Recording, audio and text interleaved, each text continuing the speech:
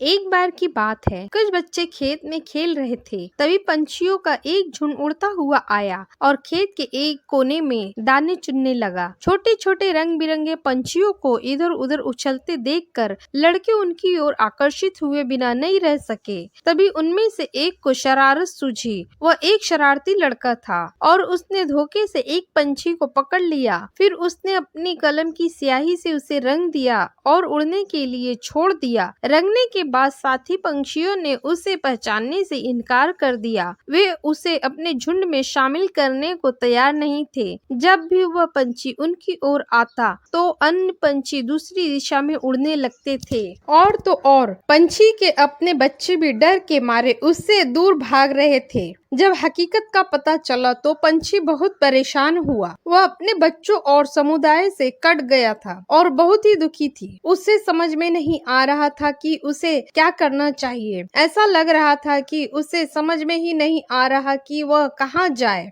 बेचारा पंछी न तो उड़ पा रहा था और ना ही बैठ पा रहा था, इसलिए वह बहुत देर तक एक ही जगह बैठा रहा। इसी बीच उस शरारती लड़के ने उसकी ओर एक कंकड़ फेंका। कंकड़ लगते ही पंछी बेहोश हो गया। उस शरारती लड़के ने पंछी को उठाया और उसके पंख नोचने लगा। अच्छा तो यह हुआ कि दूसरे लड़कों में से एक दयालु निकला। उसने पंछी पर ठंडा पानी छिड़क दिया।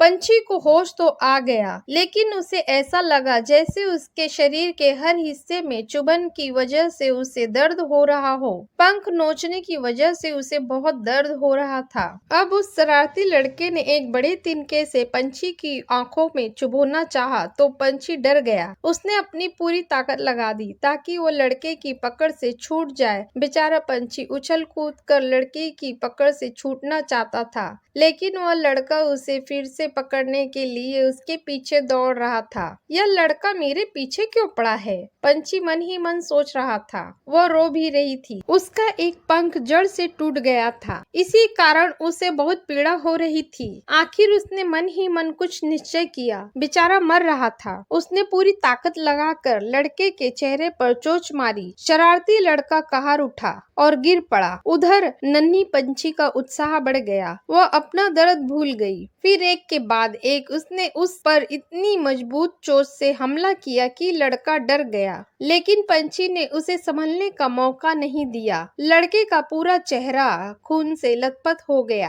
फिर घबराहट में वह एक गड्ढे में गिर गया और बेहोश हो गया। घायल पंछी भी बेहोश हो गई, लेकिन लड़के को सबक सिखाकर सीख वास्तव में जब भी अपनी शक्तियां का इस्तेमाल आत्मरक्षा के लिए किया जाता है तो कमजोर भी मजबूत से लड़ता है और जीतता है। इस पंछी की तरह अपने जीवन और मृत्यु की परवाह किए बिना। दोस्तों, अगर मेरी ये कहानी आप लोगों को पसंद आए तो प्लीज मेरे चैनल को सब्सक्राइब कीजिएगा। आपके एक लाइक और सब्सक्राइब से हमें मोटिवेशन मिलता है।